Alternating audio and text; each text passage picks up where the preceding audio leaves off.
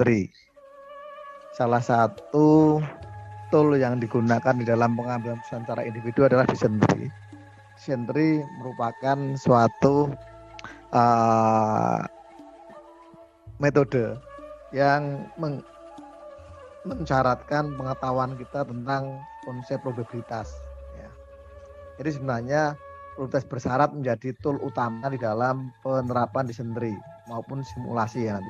Kalau Anda belajar simulasi yang lain juga sama, simulasi kemudian dysentery, kemudian yang terkait simulasi lagi semacam Bayesian network itu semua menggunakan konsepnya adalah konsep probabilitas bersyarat. Ya. Kenapa? Karena kejadian setelah itu nanti diprediksi menggunakan kejadian sebelumnya. Jika kejadian sebelum terjadi, maka apa yang akan terjadi pada kejadian berikutnya. Itulah nanti dirangkai dalam suatu konsep sistem yang akan menjadikan suatu metode secara utuh yang disebut dengan simulasi maupun metode lain termasuk juga dysentery. Nah, dysentery seperti yang kemarin sudah kita bahas bentar, yaitu bagaimana kita merumuskan dysentery. Pertama kali pada saat kita mempunyai suatu permasalahan, kita identifikasi dan kita strukturkan dalam suatu permasalahan tadi menjadi permasalahan yang sifatnya terstruktur, dan harus kita buat dalam bentuk dysentery dulu. Pada saat Anda membuat konsep dysentery, jangan pernah berpikir terkait dengan masalah nilai-nilai value-nya maupun terkait dengan nilai probabilitasnya. Karena nanti akan mengacaukan kita di dalam membuat konsep dysentery-nya. Jadi pada saat kita membangun dysentery, maka abaikan dulu nilai-nilai itu. Nilainya apa, tapi yang logika berpikirnya itu yang harus Anda pahami dan harus Anda fokuskan pada bagaimana logika berpikir. Logika berpikir bagaimana? Dimulai dari apa yang terjadi ini, ya. Kira-kira ada berapa kemungkinan yang akan terjadi. Kemudian setelah kemungkinannya apa setelah itu yang terjadi seperti apa? Apakah itu suatu kejadian, apakah suatu pilihan? Hanya ada dua di dalam dysentery, yaitu pilihan dan kejadian. Pilihan berarti ada pada si pengambil keputusan untuk mengambil, tapi alternatif harus dilengkapi di situ karena merupakan suatu bagian untuk memilih mana yang terbaik. Yang kedua adalah kejadian. Kejadian adalah sesuatu yang di luar kendali pengambil keputusan, tapi pasti terjadi, ya, atau kemungkinan akan terjadi. Jadi, yang bisa kita hitung kemarin itu adalah kemungkinan itu yaitu nilai probabilitas. Jadi yang bisa kita hitung adalah nilai kemungkinannya saja yang digambarkan dengan menggunakan not bulat ya. Tetapi kalau alternatif itu adalah pure merupakan kewenangan penuh dari pengambil keputusan mana yang akan dipilih. Nah, nanti indikator pemilihan itu nanti merupakan suatu nilai yang digabungkan antara nilai kemungkinan dan nilai value, bisa berupa monetary, bisa berupa yang lain, ya. Sehingga pada saat bagaimana memilih alternatif itu ditarik mundur dari nilai terakhir yang paling sudah tidak mungkin lagi kita kembangkan lagi, kita tarik mundur ya sampai pada ujung awal pada aspek bagaimana kita mengambil satu alternatif. Sebagai contoh yang kemarin sudah kita berikan ya, yaitu pemilihan, kita mau memilih yang mana. Nah, nanti saya akan berikan beberapa contoh untuk kalian coba dulu. Nanti kalian coba semua mencoba mulai dari awal, yaitu bagaimana Anda merumuskan dysentery-nya dulu, ya, merumuskan dysentery. Ya.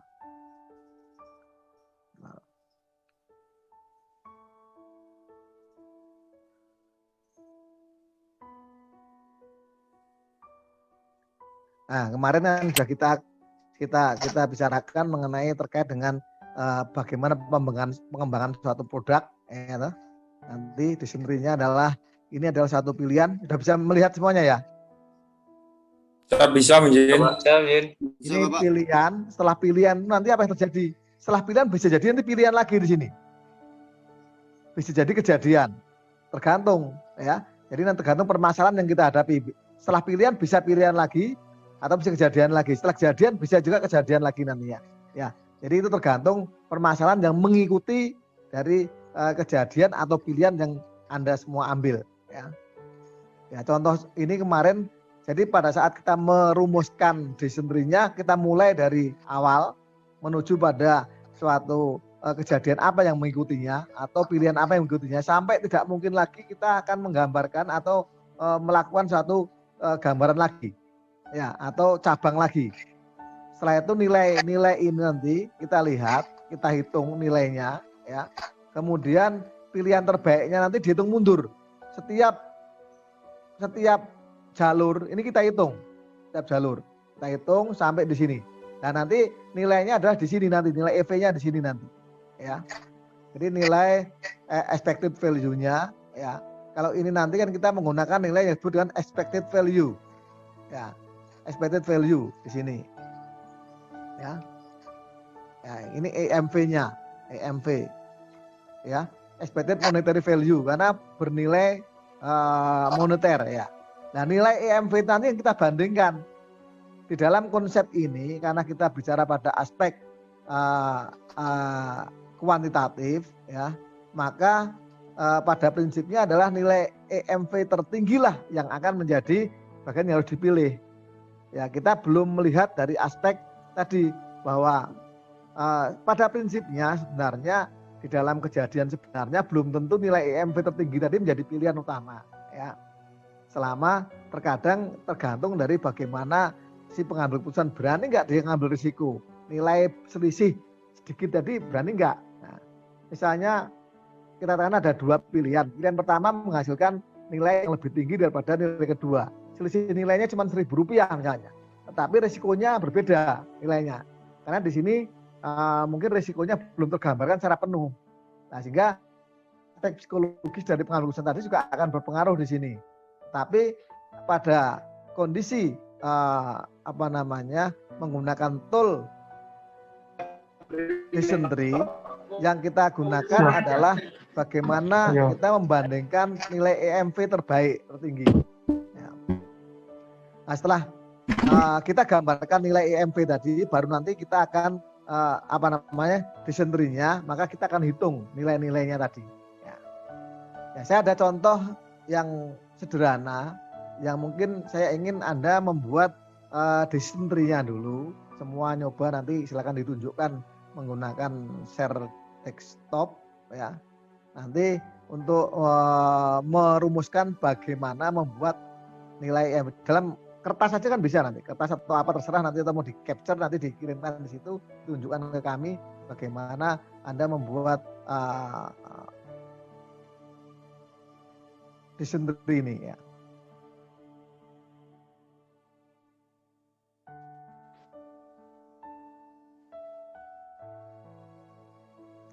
Ya.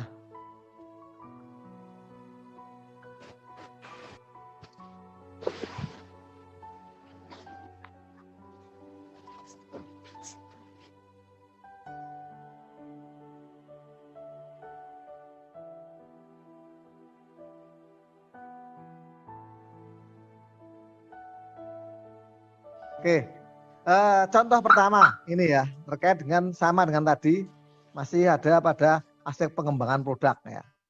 Jadi ada suatu pabrik yang akan mengembangkan menjual satu produk, yaitu temperatur sensor dan pressure sensor. Dia akan mengembangkan mana antara temperatur sensor dengan pressure sensor ya. Ya, di pasar untuk apabila sudah ada satu konsep pengembangannya. Di sini dimulai dari bagaimana kita mengembangkan suatu produk tersebut. Untuk bisa menghasilkan suatu memasang produk, maka dimulai dari bagaimana dia melakukan pengembangan ya. revenue dari temperatur sensor itu bisa mendapatkan untuk pressure sensor bisa mendapatkan $400.000 ya. Akan tapi di sini ya nilai-nilai tersebut adalah tidak termasuk dari biaya pengembangan ya, di mana biaya pengembangan tersebut akan hilang manakala nanti gagal di dalam proses pengembangan produk tersebut. Nah, di sini pengembangan daripada biaya pengembangan untuk pressure sensor hanya $10.000. Nah, ini kita belum bicara mengenai aspek berapa kemungkinan keberhasilan nantinya ya. Coba Anda buatkan decision tree-nya dari permasalahan ini. Ya. Bagaimana membuat decision tree. Sebenarnya sederhana seperti yang tadi, contoh tadi ya. Contoh tadi.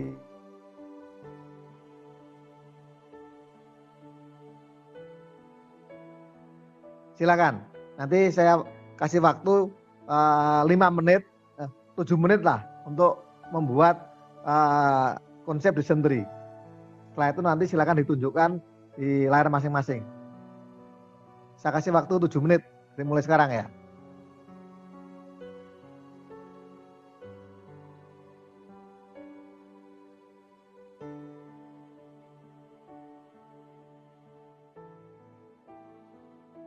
Ada pertanyaan?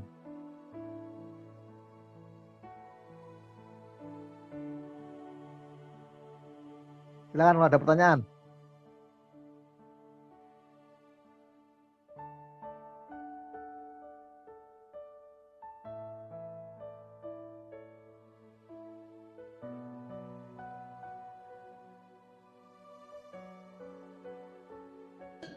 Mohon izin, kami masih kurang jelas yang masalah ini nih.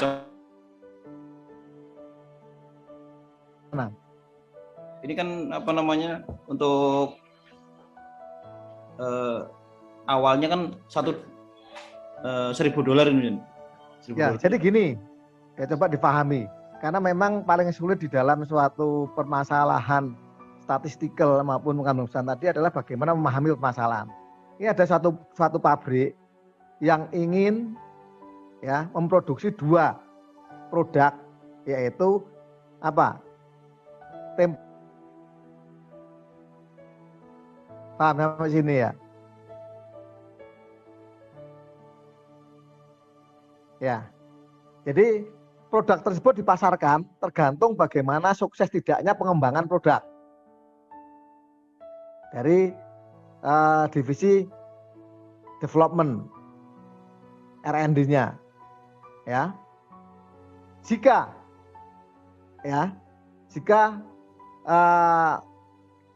pengembangan tersebut temperatur sensor, maka dia akan bisa mendapatkan keuntungan $1 juta. Tapi jika yang dipasarkan adalah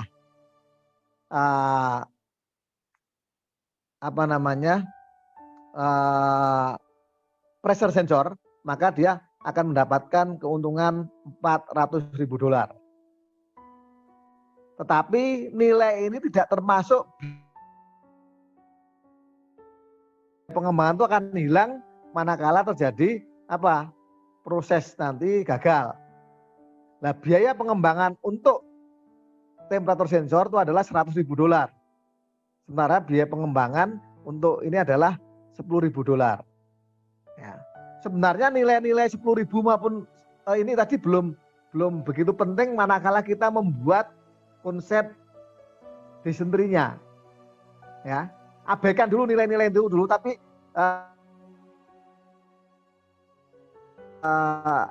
analisa dulu terkait dengan masalah logika berpikirnya. Ya. Logika berpikir itu pertama, pabrik itu akan membuat satu keputusan. Apa yang keputusannya? Memproduksi, mau mengembangkan dan seterusnya. Ya. Sampai sini ada pertanyaan lagi? Masih belum jelas?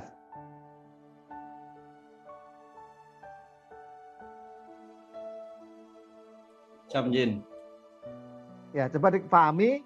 Nanti seperti tadi, bahwa pertama itu pilihan enggak? Pilihan atau suatu setelah pilihan A, itu apa yang terjadi? Setelah pilihan B, apa yang terjadi? Dan seterusnya, ya. Jadi tergantung dari logika berpikir di dalam konsep ini nanti. Jadi nilai-nilai itu abaikan dulu. Nilai 400.000, 100 juta itu abaikan dulu. Tapi yang penting pilihan-pilihan yang dalam logika berpikir untuk membuat decision tree-nya, ya. Jin, nanti berarti di sini produknya ada 2 ya, Jin? Lah ini nggak ngerti. Bagaimana Anda memahami soal? Nek aku sing ngomong ke ya kok garap aku berarti. Ya. Ya makanya coba dipahami dulu di sini, ya. Karena memang pemahaman dari permasalahan itulah sebenarnya inti daripada kita mensintesa suatu masalah. Ya, jadi bagaimana kita mensintesa. Tapi pada saat kita buat di dalam model matematis, pada saat model statistikal itu sebenarnya sederhana. Sama dengan Anda belajar operation research. Paling sulit apa? Bagaimana memodelkan kondisi lapangan menjadi model matematis. Kalau udah ketemu model matematisnya lebih singkat. Nah, mensintesa permasalahan menjadi model matematis itu adalah suatu seni tersendiri. Ya. Ya itulah nanti yang menjadi kita membutuhkan pemahaman. Ya. Oke. Ya.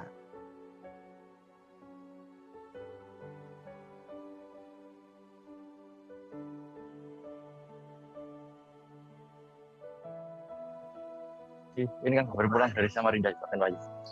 Ada siap? Enggak nih. Minggu tadi kami di mes. Ya, keluar masuk jelek kan. Kemarin hari Minggu kami baru balik.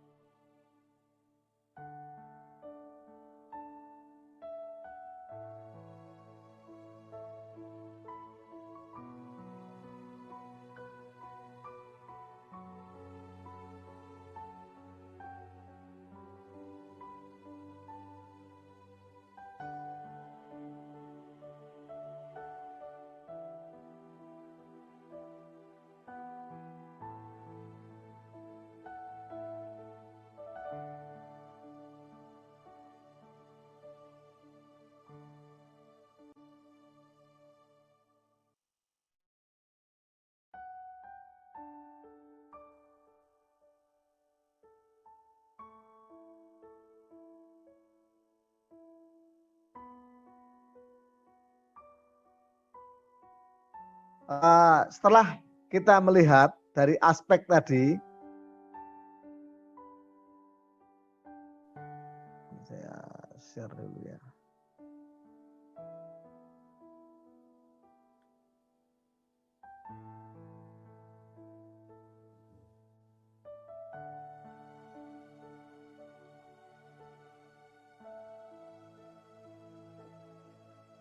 Kemudian pertama lah kita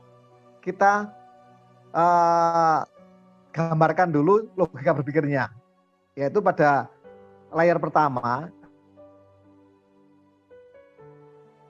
tertarik dengan temperatur sensor dan sensor dan tidak melakukan apa-apa. Nah, ada 2 kemungkinan di saat pengembangan tadi adalah sukses dan failure.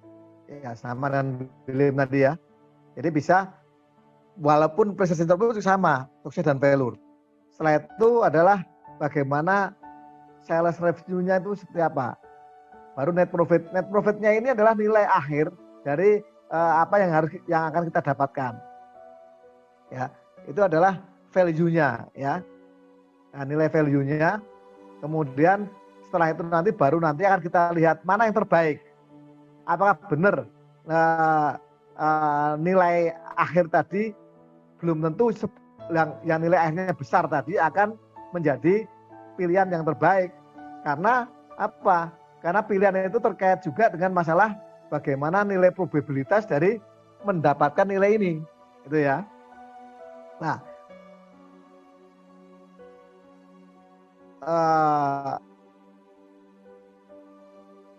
decision tree-nya, langkah kedua adalah mengisi.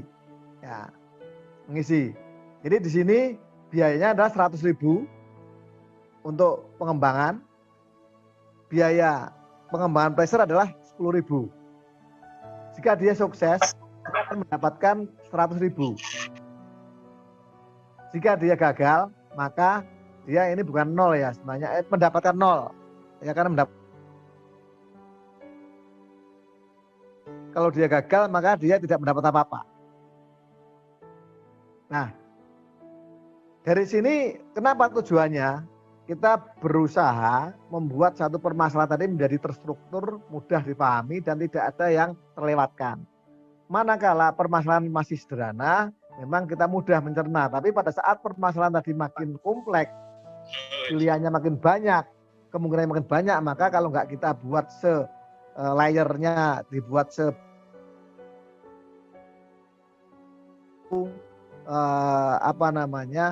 kesulitan terkait dengan terkait dengan nanti apa yang akan dilakukan nantinya ya.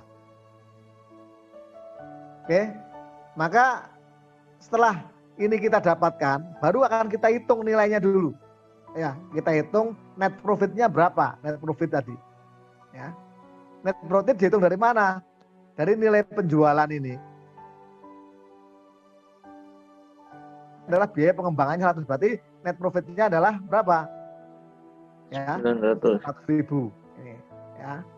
Kemudian di sini net profitnya berarti 0, minus karena dia kehilangan biaya pengembangan tapi tidak kehilangan apa-apa.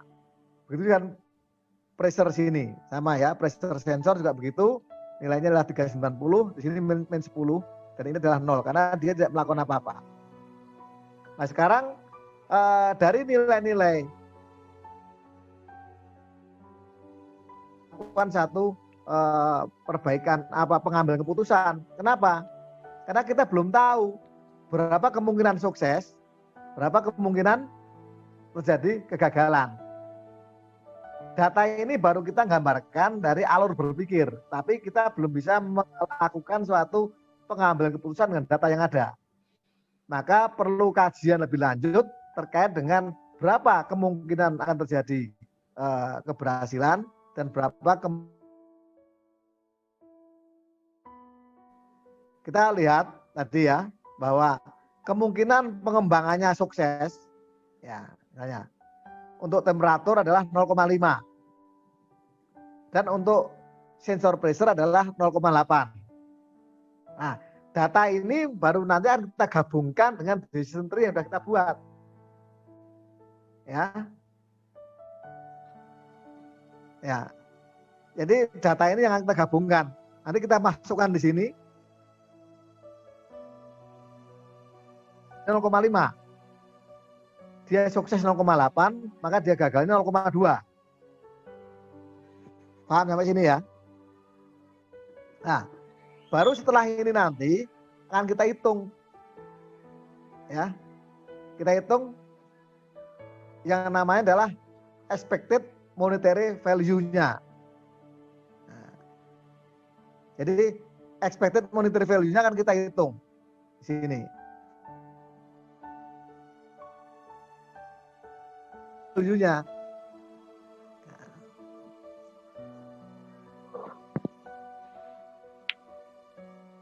EMV-nya berapa? Itu kan kita hitung nanti.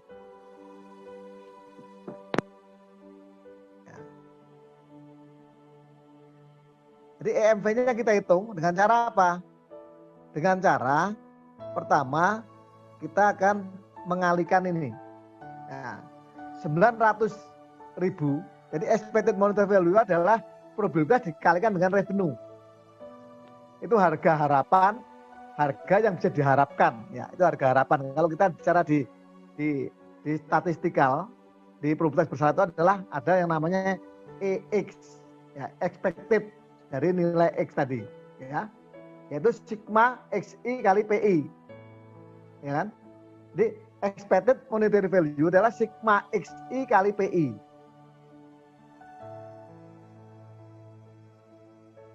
Ini, ya PI-nya adalah ini, ya probabilitas setiap masing-masing tadi, ya, di mana EMV-nya itu sama dengan apa?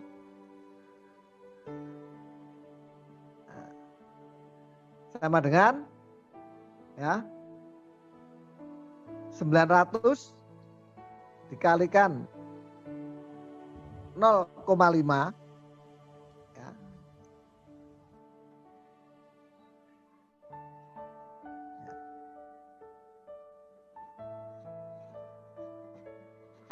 Ditambah dengan minus 100. Nah, 900.000 ini ya.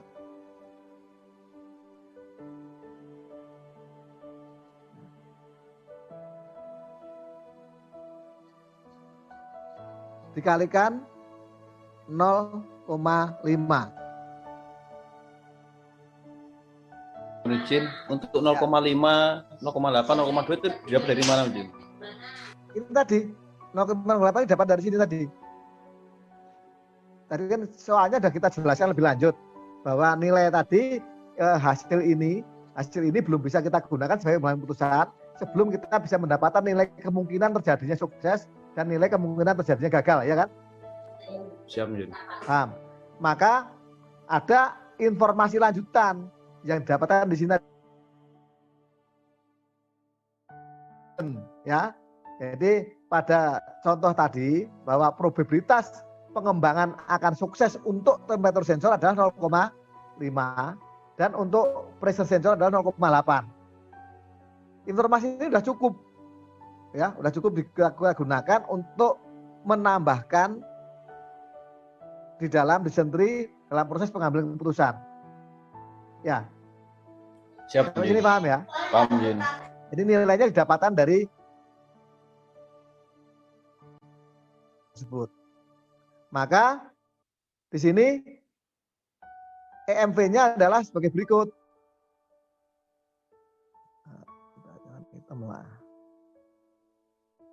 Ya. Ketemunya berapa ini? Coba dihitung. Nah. Ya. Jadi 450 dikurangi 50, 400.000. Ya. Ya betul, 400.000 ya. Siap, betul, Jin. Siap, Nah, Jin. 400.000. Ya. Kemudian yang kedua, itu adalah nilai EMV. EMV dari sensor temperatur tadi. Sekarang kita lihat. Yang kedua adalah kita melihat EMV dari sensor pressure.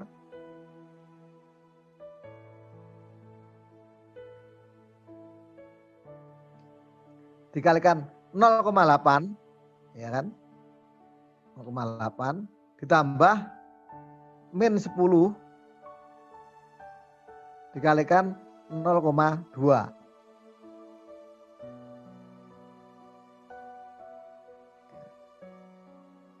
Saya yakin jumlahnya pasti di bawah 400 ini. Berapa nilainya ini? Coba hitung.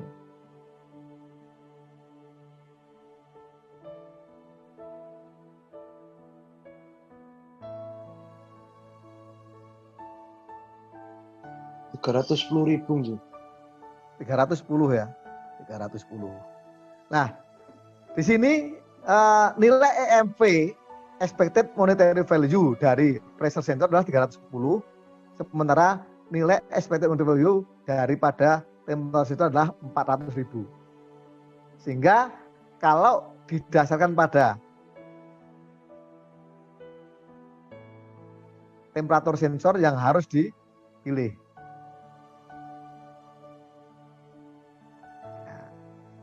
Itu ya. Sekarang misalnya ini terlalu ekstrim ya. Misalnya di sini bukan 400.000. Misalnya.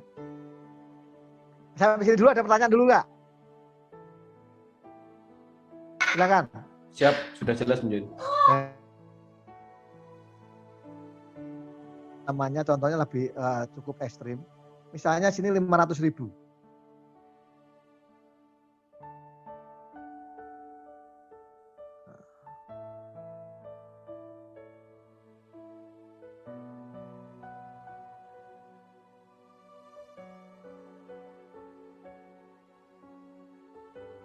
Rp500.000.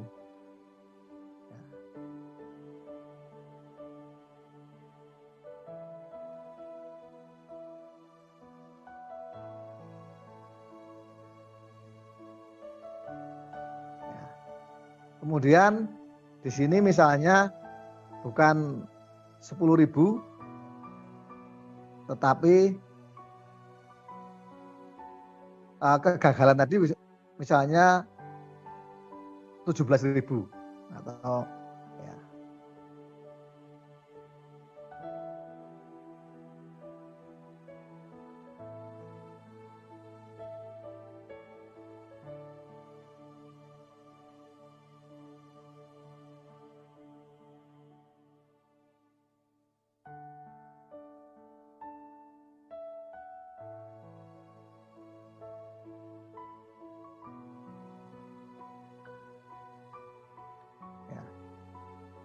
Jadi coba kita hitung lagi ya.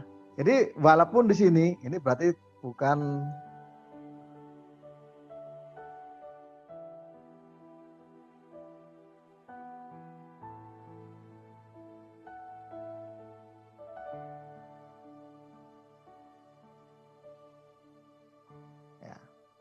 ya. Misalnya sekarang ya, seandainya kemungkinan dia suksesnya ini 18 juga ya.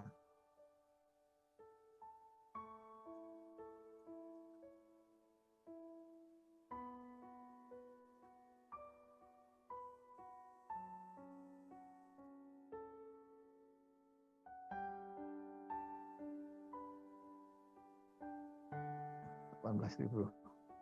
Ya. Misalnya kemungkinan dia itu biaya yang dikeluarkan untuk development, biaya untuk pengembangan temperaturnya adalah 100.000, sementara ini adalah 18.000 ya.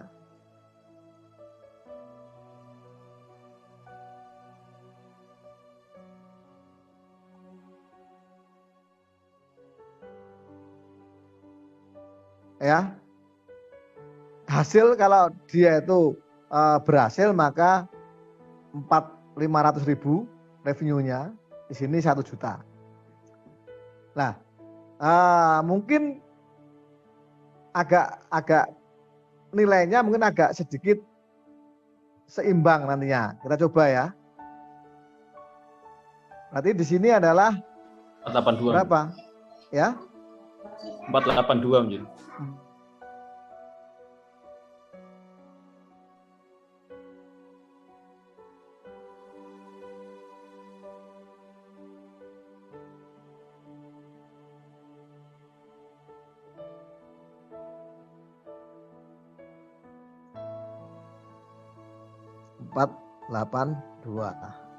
Nah, sekarang nilai EMV-nya tinggal rubah.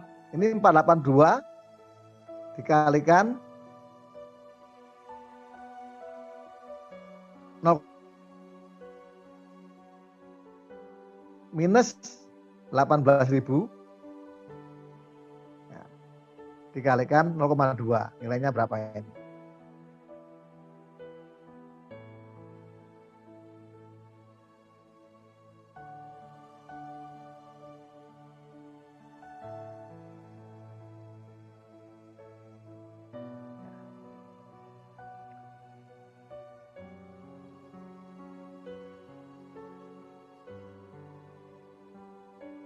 Mungkin 400 lebih kan? Ya.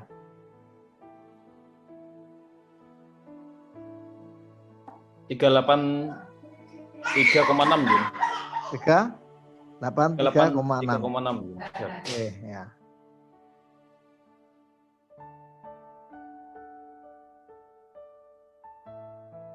Tiga 600 ya. 600.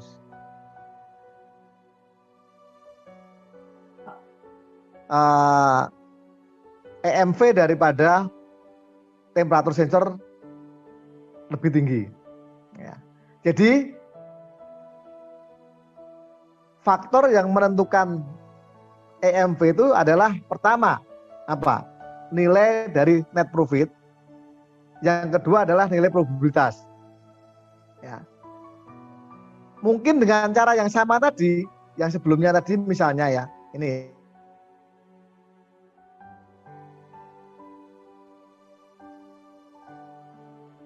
Ya.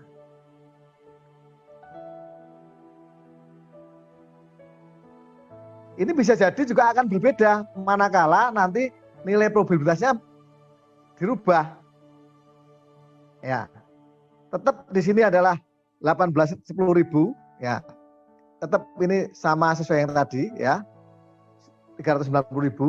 Tetapi manakala nilai probabilitas dirubah ya, ada perbedaan nilai probabilitas. Mungkin akan berubah juga nantinya. Misalnya bukan 0,5 di sini.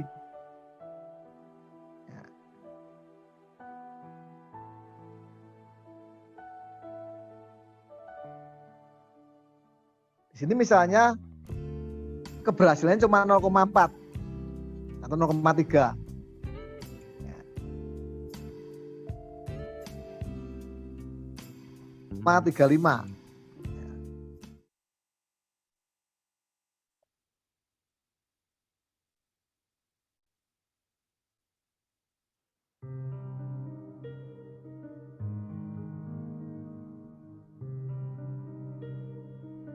Berarti dia di sini adalah 0, berapa? 65. Ya. Jadi walaupun nilainya nanti di sini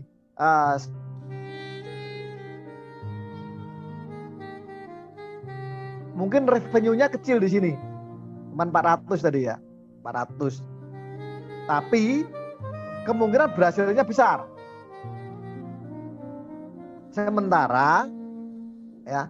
Sementara di sini tadi adalah revenue-nya gede, tetapi faktor keberhasilannya adalah kecil. Nah, di dalam pelaksanaan sebenarnya risiko bahwa apabila EMV daripada salah satu pilihan tadi lebih tinggi daripada ini, harus langsung kita memilih, belum tentu, karena setiap orang ada orang yang tipenya take risk dan ada yang orang tipenya adalah safety. Ya. Bagi orang yang tipenya take risk mungkin akan berani. Ya, walaupun dia risikonya tinggi tapi kan kemungkinan tinggi sekali. Hasilnya berbeda jauh. Tapi bagi orang yang kemungkinan lebih besar walaupun hasilnya kecil. Sebagai contoh misalnya saya kira setiap orang mempunyai preferensi yang berbeda terhadap pengambilan satu risiko dalam mengambil keputusan. Misalnya kalian semua masing-masing mempunyai uang, diberi uang katakan 100 juta. Ya, maka tiap orang tadi pasti akan mempunyai suatu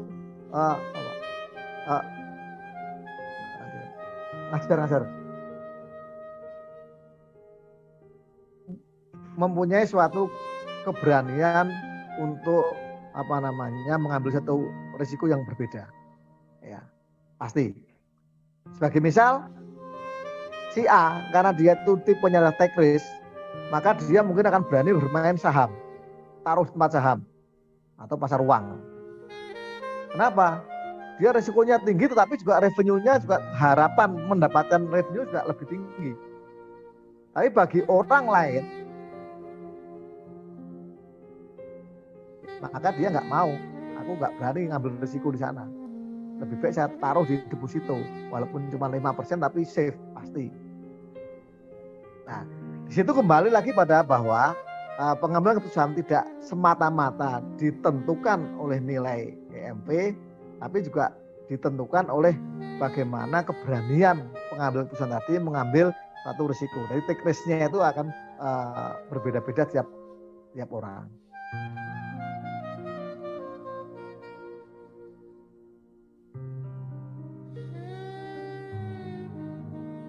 Mohon izin, kami Iya. Kapten Haji izin bertanya, Mungkin. Ya, silakan.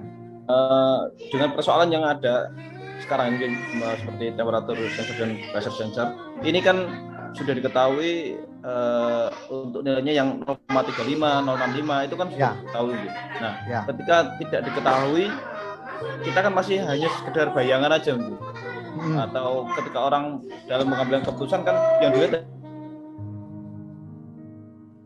dalam hasil suatu bisnis, misalkan seperti yang ini kan 900.000, kemudian yang temperatur sensornya 900.000, yang pressure sensornya adalah 390. Nah, ketika orang tidak tahu atau tidak mengetahui dengan yang 0,8 atau 0,35-nya ini atau bahkan 0,5, orang akan melihat hanya hasil akhirnya aja, Mungkin.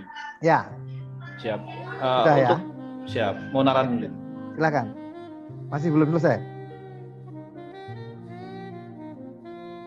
Orang mesti lihatnya ada hasil akhir dari sini, net profitnya itu. Jadi sebenarnya begini, tadi saya katakan tadi bahwa untuk bisa membuat suatu tool metode pengambilan yang tepat, metode itu kan sebenarnya tidak ada metode yang terbaik, itu nggak ada.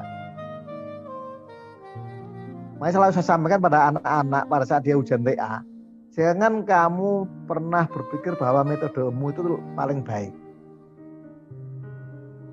Terbaik. Tetapi metode yang baik adalah metode yang apa?